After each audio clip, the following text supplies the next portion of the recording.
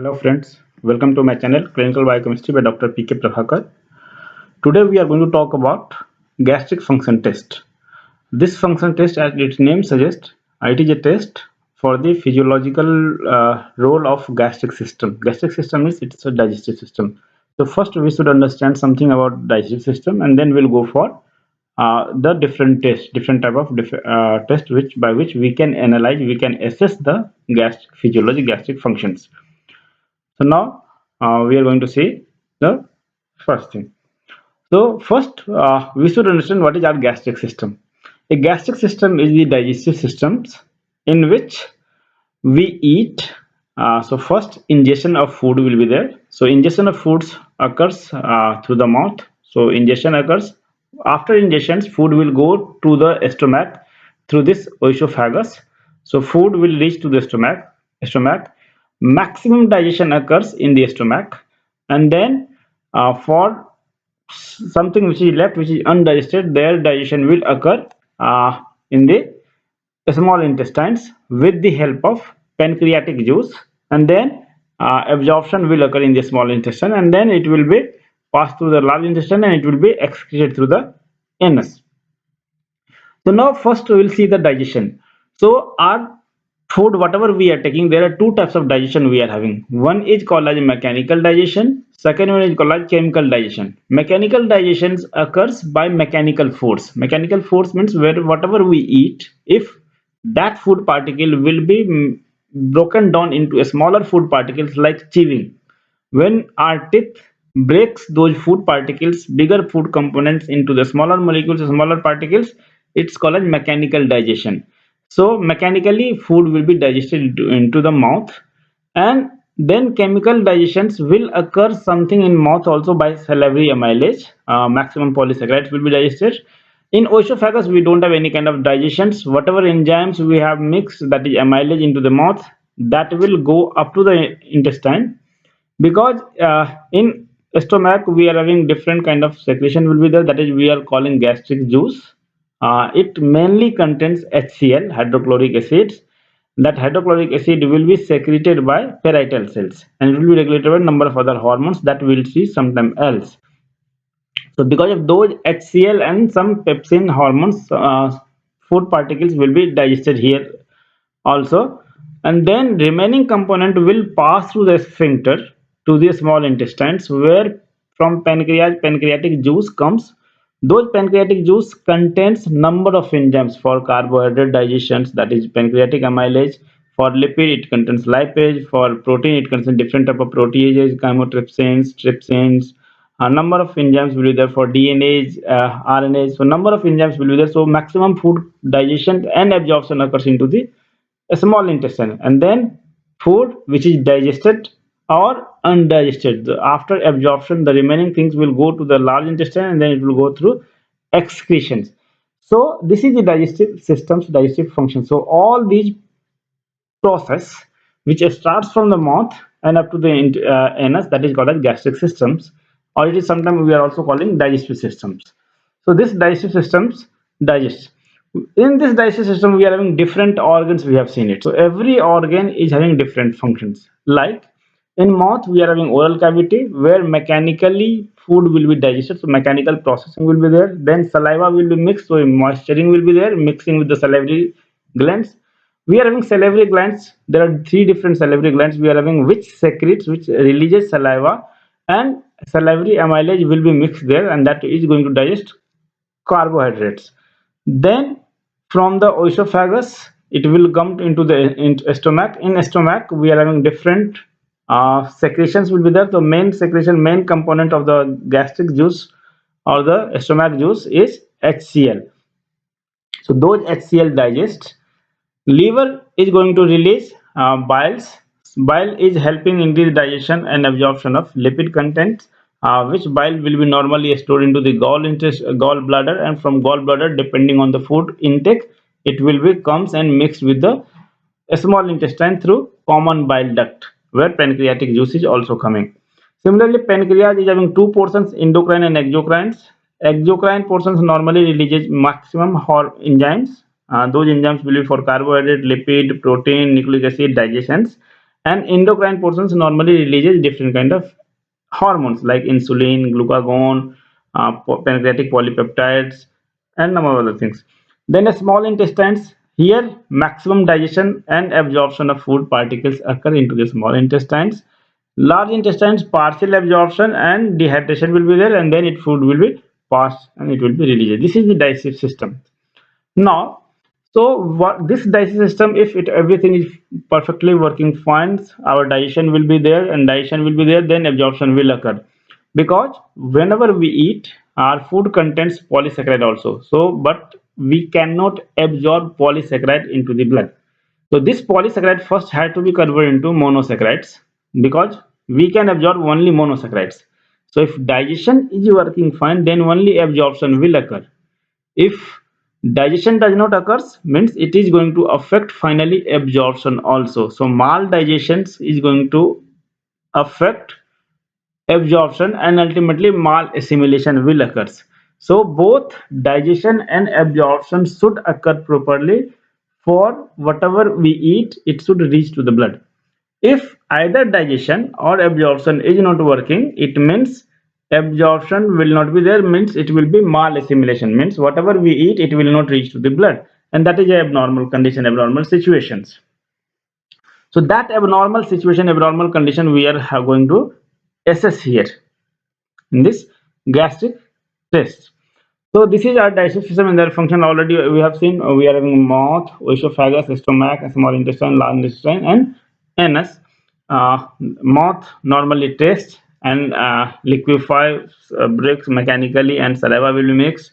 Esophagus just to transport, carry content from the food to the stomach. In stomach, it will be digested because of acid, HCl, and then a small intestine, maximum digestion of carbohydrate, protein, fat, absorption will be there. Large intestine, partial absorption will be there, and it will be passed, and finally it will be excreted. Now this gastric function test, so like we are having liver function test, we are having renal function test, similarly we are having gastric function test. So this is a chemical examination of gastric content. Gastric content means this stomach, this is our stomach, which we are calling gastric also. So it is a chemical examination, evaluation, analysis of gastric content which is present into the stomach, has a limited but a specific value in the diagnosis of assessment of disease related to GIT tract. So if we are having any kind of abnormality above this stomach or into the stomach, that we can assess by this gastric function test. So normal fasting gastric juice per day we are going to release roughly 1 liter to 2 liter. So in one day, this HCl, water and other component, whatever body stomach releases that gastric juice. So amount or volume of gastric juice in one day is roughly 1 liter to 2 liter. Stomach of a person taking a normal diet secretes 2 liter to 3 liter gastric juice per day. So a normal person who eats, they releases up to 2 liter to 3 liter gastric juice. So the gastric juice contents of a stomach should be examined by different. So whenever we are not going to eat anything, that is a resting condition. So it is digestive system, undigested conditions. When our digestive system does not work, that is called resting period. So we can do tests in the resting phase, resting conditions. Then we can do different tests during the digestion, after the meal, and after some kind of stimulation. We are not going to take food. So these are the three different situations by which at these different conditions we are time duration we are going to evaluate the gastric contents. Like during resting phase means food is not in the stomach, but we are going to do different kind of analysis for the food content, yeah, for the juice present into the stomach. So that is called as gastric residuum, or this is called during resting period. During digestion means we have taken food, we have taken tests, meals, some a specific amount, a specific dose of test meal we have taken, and then we'll go for different kind of analysis, different kind of test, that is called as during after the meal. So this meal is not a normal meal, it is called as test meal. So further we are coming there, what is test meal and how we are going to do it. And the third is after the stimulations. So in this case, neither it is resting conditions nor it is the test meal. It is some kind of stimulator we are going to take, like insulin we are going to take. We are going to take some synthetic peptide that is called pentagastrins. We are going to take histamines, different type of caffeine we are going to take. So different kind of stimulator we are going to take, which stimulates your digestive systems, and then the content will be taken and it will be evaluated. That is called after the specific stimulations. So we stimulate our digestive systems and then evaluate it for different purposes. So the chief content, the important content of the gastric juice, that contains mainly HCl. The major content is which is secreted by the parietal cell, and it will be regulated by different other hormones like gastrin and some other hormones. Second important component of the gastric juice is pepsinogen. Pepsinogen is precursor of pepsins.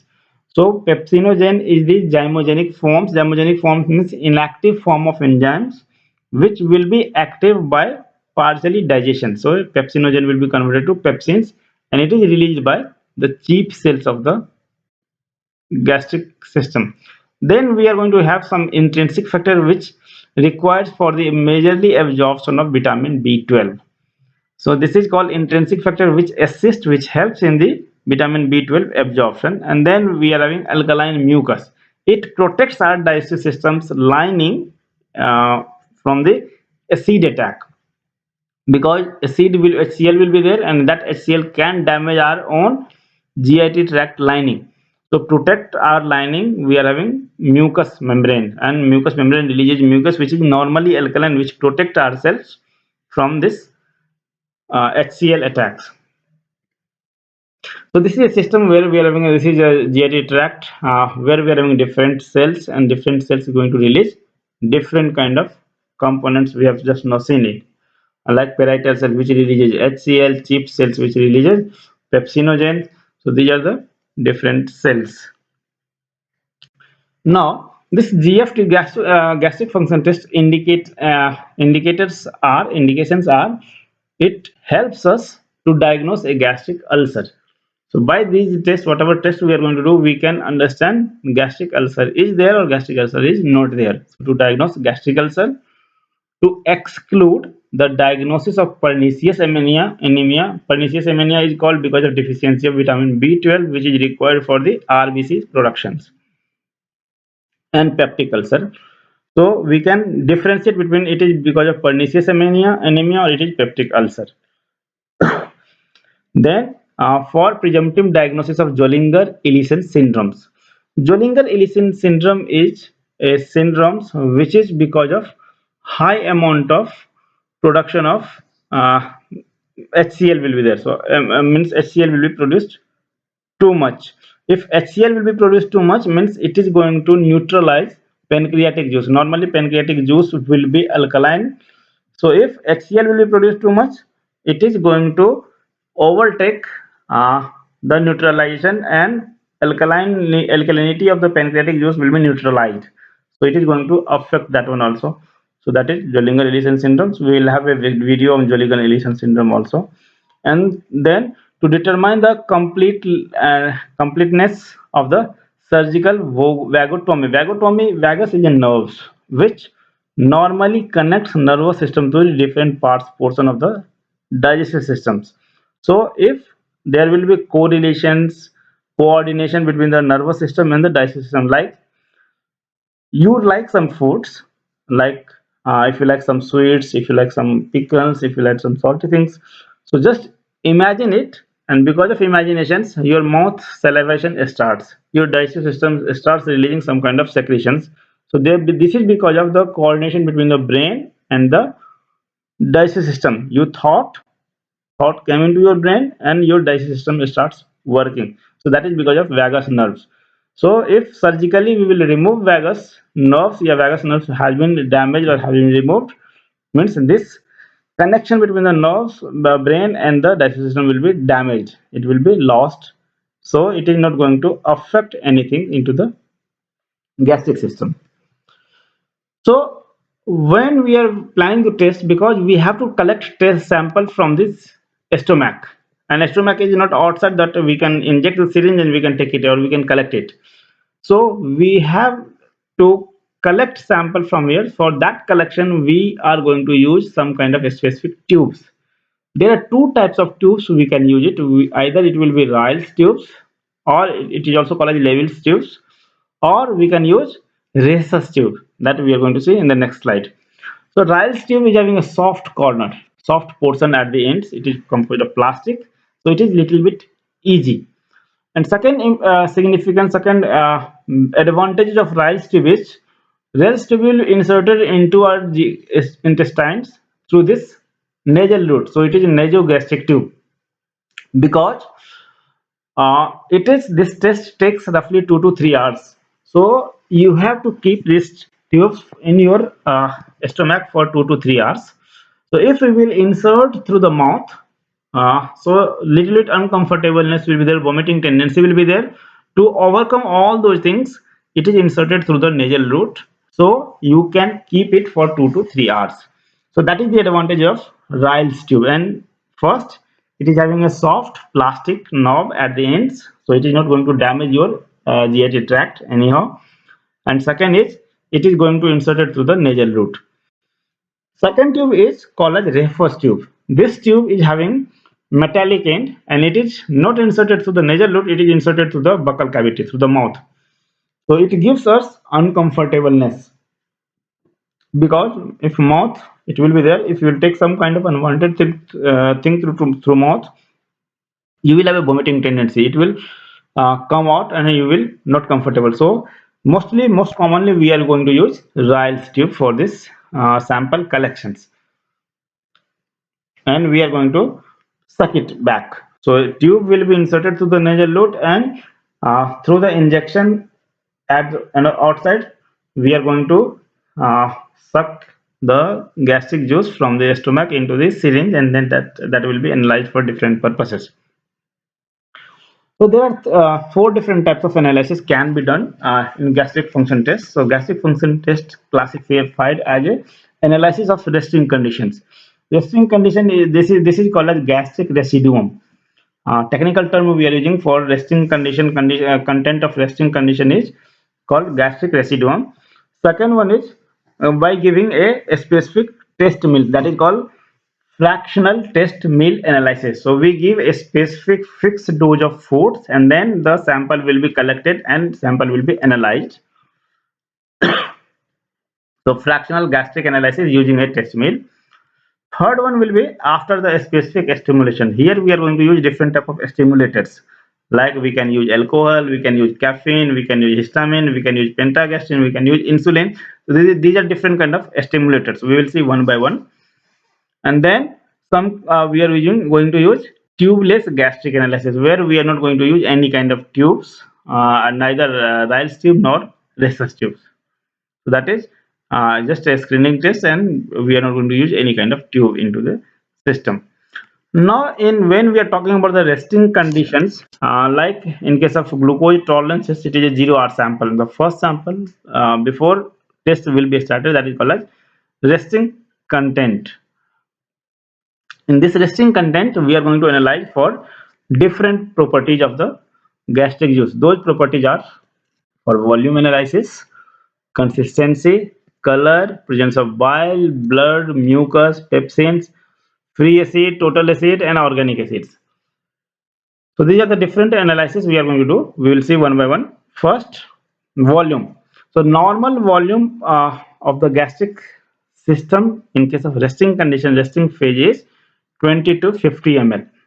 This is abnormal if if the stomach will have more than 100 to 120 ml of gastric juice is present in the resting conditions.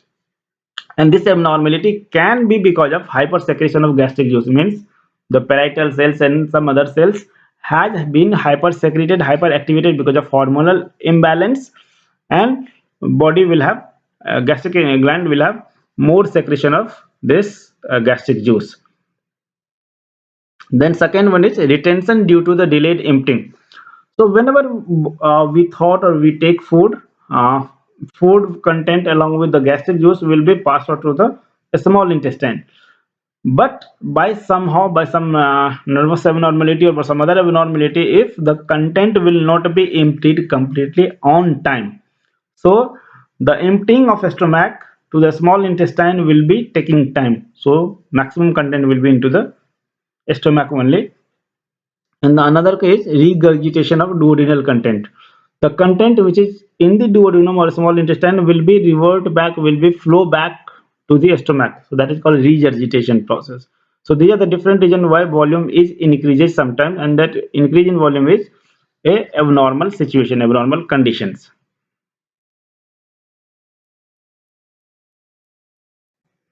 So after volume, the second property, second characteristic which we are going to see it, it's consistency. So normal consistency of the gastric juices, it should be fluidy. It should not have any kind of food content. So that is a normal consistency should be it's fluid in nature, a clear fluid. And abnormality is if food residue will be present there. That is called abnormality. That is because of some carcinoma of the stomach. Stomach cancer will be there, or it will be because of regurgitation. So food will be not emptied completely. That is called abnormal conditions. Next properties of the gastric residuum content is color. It is clear color will be there. It is either colorless or slightly yellowish or greenish in the nature. Abnormal will be it. Sometimes it will be dark red or it will be dark brown. That may be if it is dark brown or dark red. That is maybe because of due to the presence of blood. Blood will be hemolyzed and it will be dark brown or dark red. Because of acid present, blood will be RBC will be hemolyzed. So the cause maybe dark red or dark brown color is due to bleeding, gastric ulcers, or the carcinoma of the stomach. Biles normally, occasionally bile is going to be present some amount, but if abnormal conditions, the content of bile is going to increase. So if more bile will be there, the color will change and its consistency will increase. Its clearliness will change. The abnormality rise in bile content is because of intestinal obstructions, where it will be not be cleared or it will not pass out. And second one is ileal stasis. Stasis means hardening of the ileum regions. Mucus, because I have already seen it, to protect our GI tract lining, we are having mucous membrane which is produced by mucus. That mucus normally protect us. So some amount of mucus is always there in our GI tract gastric juice. But if mucus content is increases in the food content into the gastric content, it means it is abnormal conditions. That abnormal condition is because of gastritis or carcinoma of the stomach. Next property is pepsin. Pepsin is a hormone. So pepsin is a enzyme which is produced by in the form of pepsinogens by the chip cells, and it will be going to digest proteins. So normal condition is pepsin is present. Abnormal condition is there is a change in the amount, change in the concentration of pepsin. Either it will be increasing or it will be decreasing. So decreased level of pepsinogens, pepsin is in case of atrophic gastritis or in case of carcinoma of the intestine, and the increased condition of pepsin is in case of Zollinger-Ellison syndromes, where more amount of gastric juice is going to be produced. Acid level, there are two types of things we are going to measure. There are, if total we will see, there are three different types of acid we are going to measure. One, we are going to measure organic acid only, and second we are going to measure free acids. Free acid means only we are going to measure HCl. So organic acid or only HCl. HCl concentration is either into the normal in the gastric acidium condition, means where we don't have any kind of food. The HCl level will be 0 to 30 milliequivalent per liter. Abnormal condition is in case of along with organic acid, sometimes lactic acid, butyric acid, or all present in the large amount. That is abnormal conditions. When we are talking about the free acidity, more HCl will be produced. Normal level is 0 to 30, but if it is more than 50, it is kind of abnormal condition in case of free acidity. So the cause is because of that is called as hypochlorhydria. Achlorhydria means achlorhydria is hypo means no, less HCl is going to be produced. So If HCl is going to decrease, that is called as hypochlorhydria. Achlorhydria means A means absence, chlorhydria means HCl, hydrochloric acid. So no HCl will be there, but pepsin will be there. So that is called as achlorhydria. It may be because of hyperacidity for rise in HCl amount, or Echinacea gastria. In Echinacea gastria is another conditions where both enzyme and acid are absent. Now in this case, if both enzyme and acids are absent, it indicates the complete absence of gastric secretions, means no pepsinogens, no HCl secretions. So nothing is going to secrete by the gastric glands. So that is called as Echinacea gastrica. In terms of HCl secretion, we are having hypochlorhydria, hyperacidity, hyperchlorhydria, or achlorhydria. Hypo means low, A means absent, hyper means more. So these terms you need to remember. When we are, and the third term we are going to use, that is called total acidity. It includes both organic acid and the HCl. So when we are going to mix both, it is called as total acidity, and the normal level is 10 to 40 milli equivalent of per liter. That is called total acidity.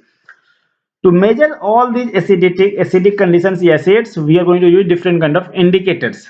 So there are three basic indicators we are going to use it. First indicator is methyl orange, where it will be 0.1% solution will be there, or we are going to use Toffler's reagent, which is 0.5% solution of dimethyl amino azobenzene in absolute ethanol.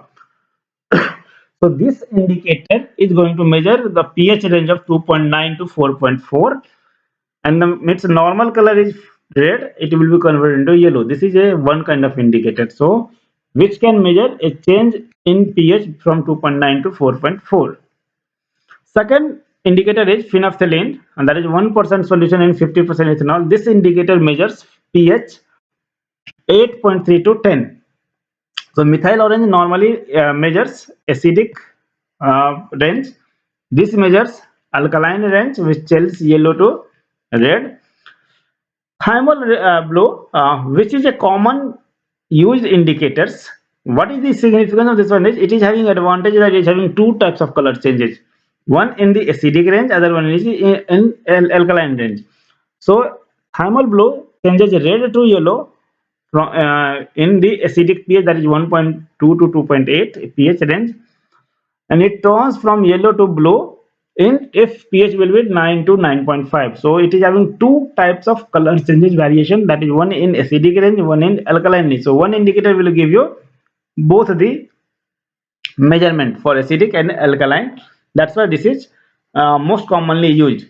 Titration is the first color change has been used for free acid, and second titration color change is the for total acid.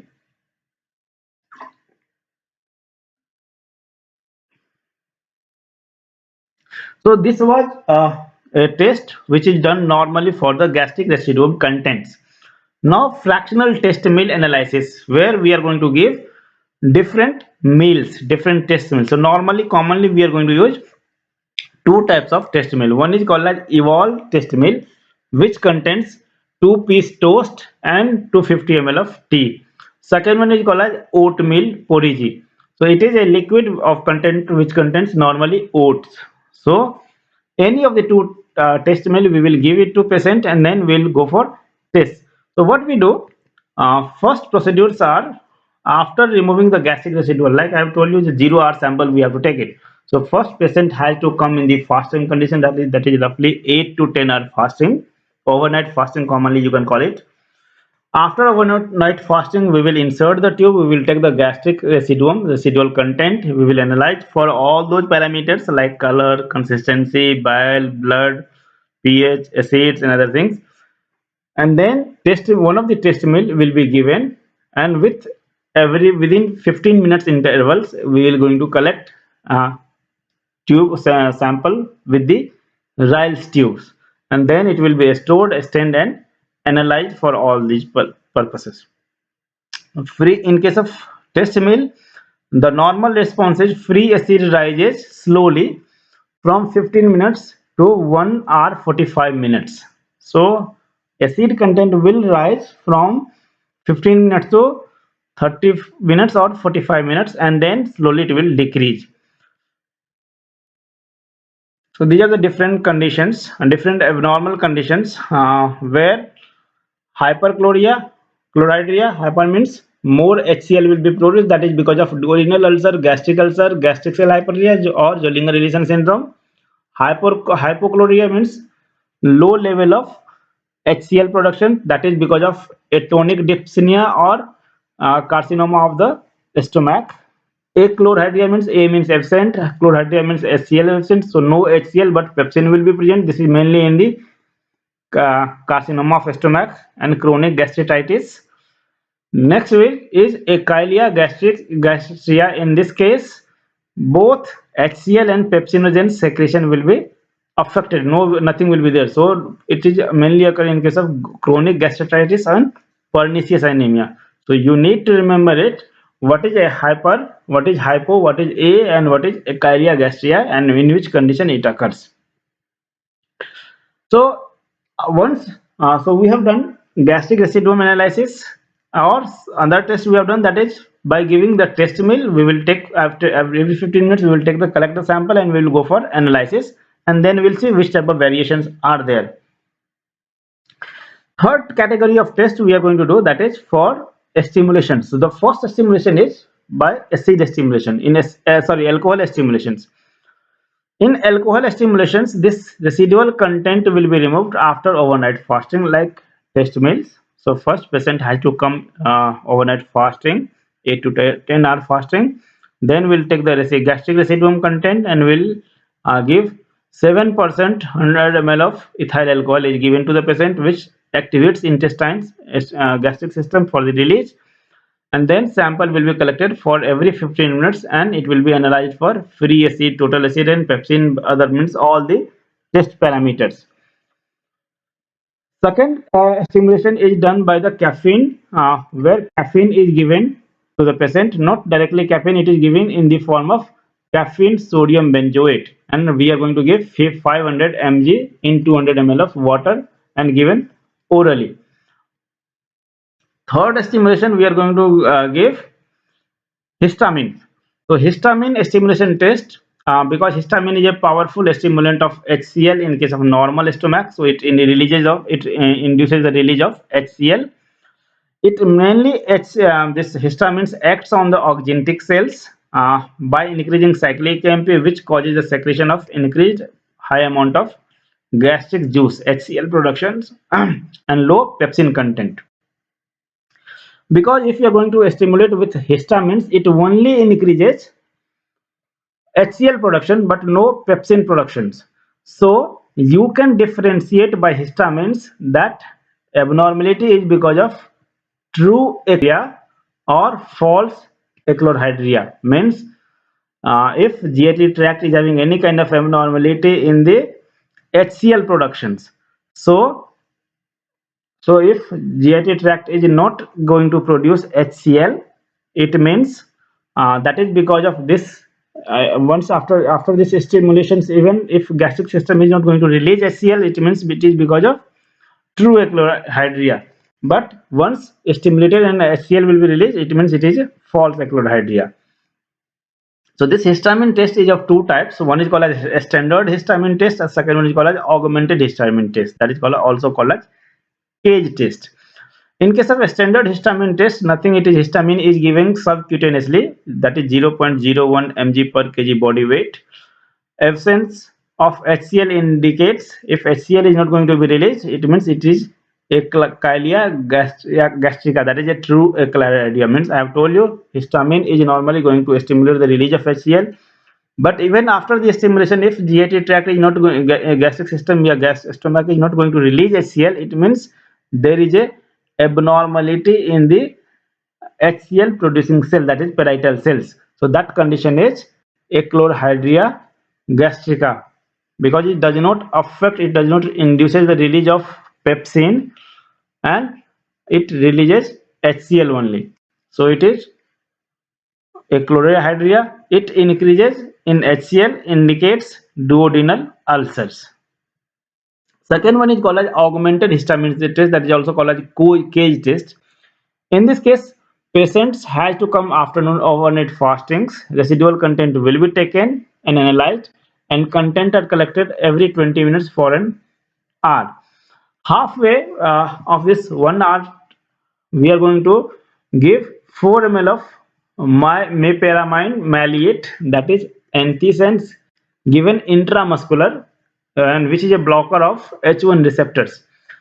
At the end of 1 hour, means first we have taken the patient came in the overnight fasting, we have taken gastric residual content, and then we are going to take sample for every 20 minutes. At the end of 30 minutes from the zero, halfway, we are going to inject intramuscular injection of 4 ml of mylaperamine maleate, that is antisense, and it blocks H1 receptors. At the end of 1 hour, the histamine acid phosphate, that is 0.04 mg per kg body weight, given subcutaneously. In case of standard also, we are going to give subcutaneous only, but the amount was less. It was 0.01 mg per kg body weight, and that was given initially. But in case of augmented, we are giving more amount of histamines, but after 1 hour, and and content removes after every 15 minutes for 1 hour. So total test will be for 2 hours. 1 hour we are going to collect, and then after 1 hour we are going to give histamines and then analyze. Nowadays we are not going to use histamines. In place of histamines, we are going to use histamine analogs, that is called as Histalog. This is chemically 3-beta amino ethyl parazoles, which commonly we are using nowadays. So we are not going to use histamine nowadays. We are going to use another analogs of histamine, that is called as Histalogs, which is 3-beta amino ethyl parazole. So after analysis, we can say which type of result we are going to get, and then we decide which type of disease is there. In case of augmented histamine test, the results can be normal responses up to 10 milliequivalent per ml HCl is produced, acid is present in pre-histaminic sample, means before 1 hour samples, with 10 to 25 milliequivalent in post-histamine. So initially 10 ml, 10 milliequivalent. Once histamine will be given, then HCl has to be released, and then it rises from 10 to 25 milliequivalent. If patient is having pernicious anemia, in that case, no free HCl is going to be released. If patient is having duodenal ulcer, in that case, HCl will be released very high. So it will be more than 100 milliequivalent. So depending on, after stimulation, depending on how much acid we are going to get, we can decide which type of disease it is. It is because of pernicious anemia, they are having pernicious anemia, or they are having any kind of ulcers. Next stimulant we are going to use, that is called as insulin stimulation test. It is also called as Hollander's test. This insulin, whenever we give in a normal person, insulin normally increases glucose utilizations. So a normal person, if he will inject insulin, person will be hypoglycemic, and the glycemia is a potent stimulator for HCl productions. So whenever we are having hypoglycemic condition, HCl will be released. To check the effectiveness of vagotomy is, I have told you, it is removal of vagus nerves which connects brain to digestive systems. So we can differentiate on the basis of if this one we can differentiate, it is because of vagotomy or because of duodenal ulcer. Because if we give insulin, so giving insulin works, it decreases glucose level and hypoglycemic condition will be there, and then through vagus nerves body senses that it is hypoglycemic conditions, body releases gastric acid. So if after giving insulin, if HCl production will be too high, increases,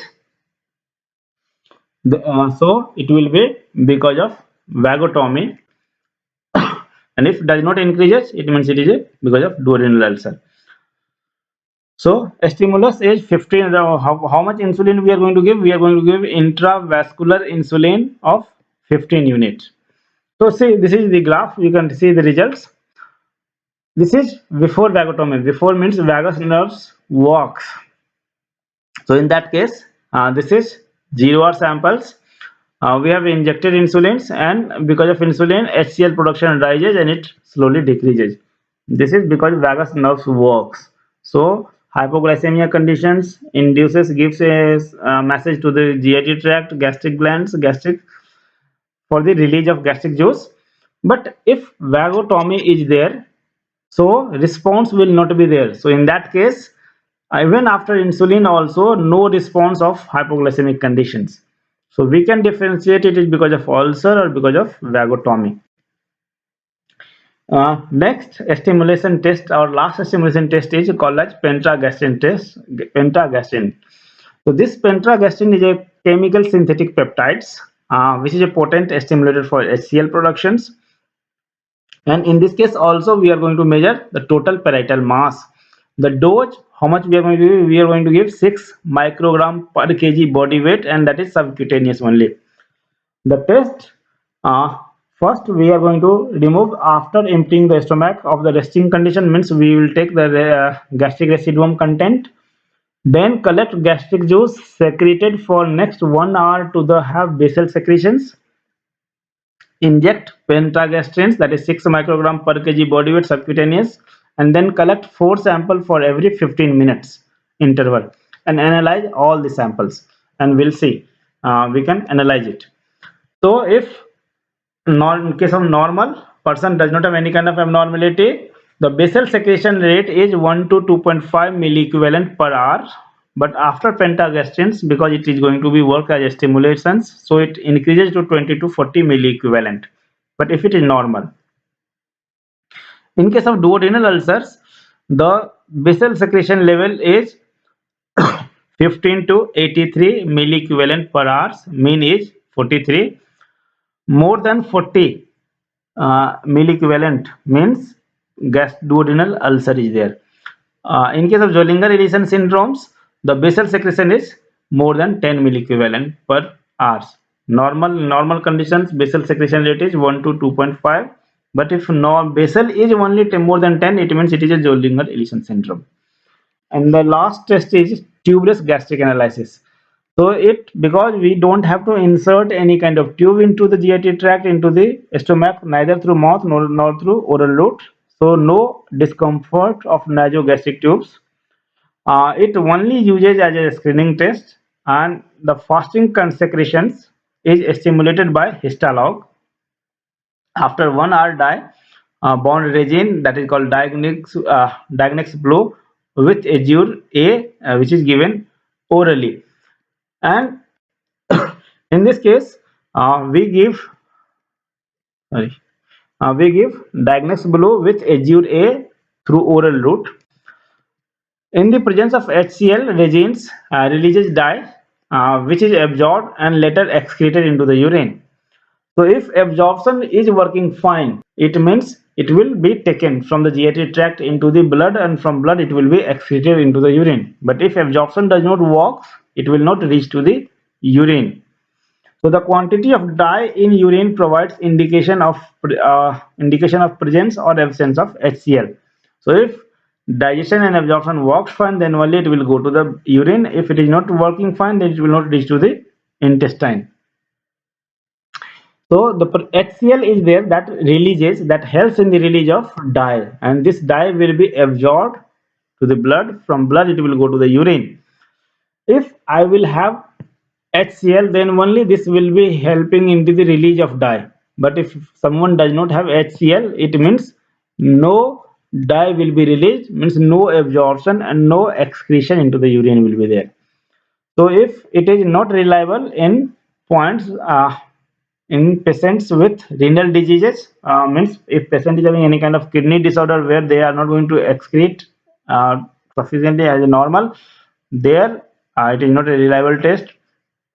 In case of urinary retentions, means urine is going to be absorbed, retained, or malabsorption, pyloric obstructions. In these conditions, it is not a reliable test. So this gives false results.